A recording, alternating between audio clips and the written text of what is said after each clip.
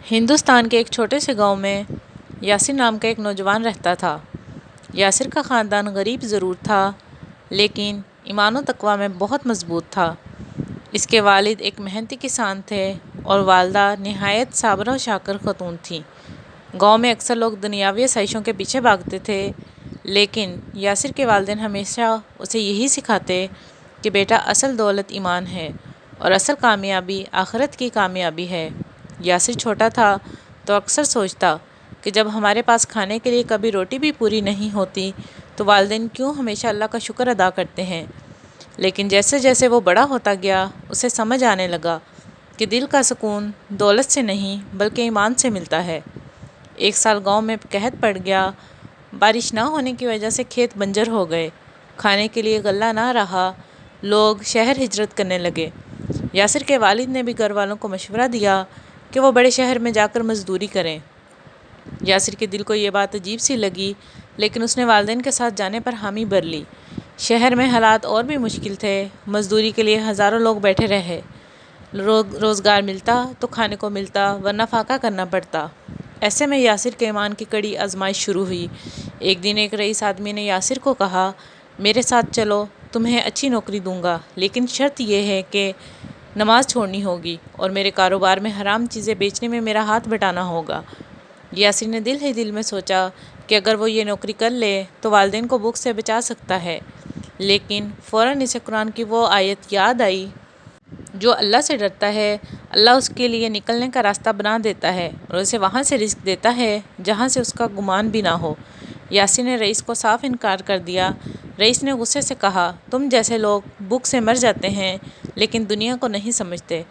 یاسر نے جواب دیا، دنیا کو سمجھ کر اگر آخرت خراب ہو تو یہ سب بیکار ہے۔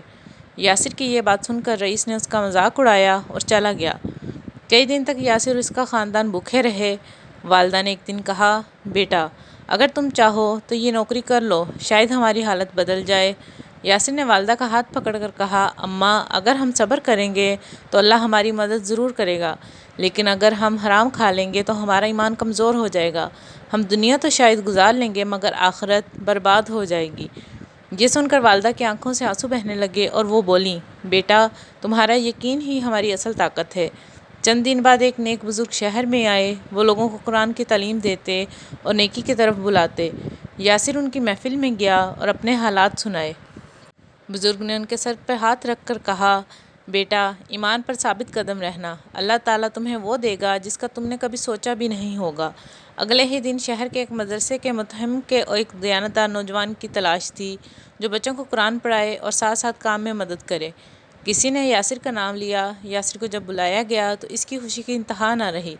متہم صاحب نے جب اس کا امتحان لیا تو حیران رہ گئے کہ غربت کے باوجود یاسر کو قرآن مجید بہت اچھا یاد ہے۔ فوراً اسے مدرسے میں ملازمت دے دی گئی۔ یاسر دن کو بچوں کو قرآن پڑھاتا اور رات کو مسجد میں اللہ سے دعا کرتا۔ یاسر کی نیک نیتی اور دیانتداری دیکھ کر گاؤں کے لوگ بھی متاثر ہوئے۔ وہ اکثر کہتے، یہ وہی نوجوان ہے جس نے حرام کے لقمے کو قبول نہ کیا اور آج اللہ نے اسے عزت دے دی۔ آہستہ آہستہ یاسر کے شاگرد بڑھنے لگے۔ وہ مختلف شہروں میں جا کر دین کی خدمت کرنے لگے۔ یاسر کو اس بات پر خوشی ہوتی کہ اس کی محنت سے اللہ کا کلام پھیل رہا ہے۔ ایک دن وہی رئیس آدمی مسجد کے دروازے پر آیا جس نے یاسر کو حرام کام کی پیشکش کی تھی۔ وہ شرمندہ ہو کر بولا، بیٹے، تم نے اس دن سچ کہا تھا، دنیا کے پیچھے دوڑنے والوں کے پاس سکون نہیں ہوتا۔ آج میں دولت مند ہوں لیکن دل خالی ہے، مجھے بھی اللہ کی راہ دکھا دو۔ یاسر نے مسکرا کر کہا، اللہ کی راہ سب کے لیے کھلی ہے، توبہ کرو اور نیک عمل شروع کرو، اللہ تمہیں بھی معاف کر دے گا۔ رئیس کی آنکھوں سے آنسو بہنے لگے اور وہ سجدے میں گر گیا۔ وقت گزرتا گیا اور یاسر کا نام پورے علاقے میں مشہور ہو گیا۔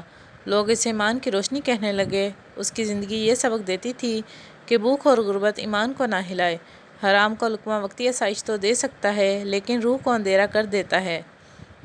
صبر اور بھروسے کے ساتھ اللہ پر ایمان رکھو تو وہ وہاں سے رزق دیتا ہے جہاں سے انسان سوچ بھی نہیں سکتا۔ آخرکار یاسر نے اپنی پوری زندگی قرآن و سنت کی خدمت میں گزار دی۔ اس کے والدین نے بھی سکون اور عزت کی زندگی پائی اور یہ سب اس لیے ممکن ہوا کہ یاسر نے ایک لمحے کی آسائش کے لیے ایمان کا سودا نہیں کیا۔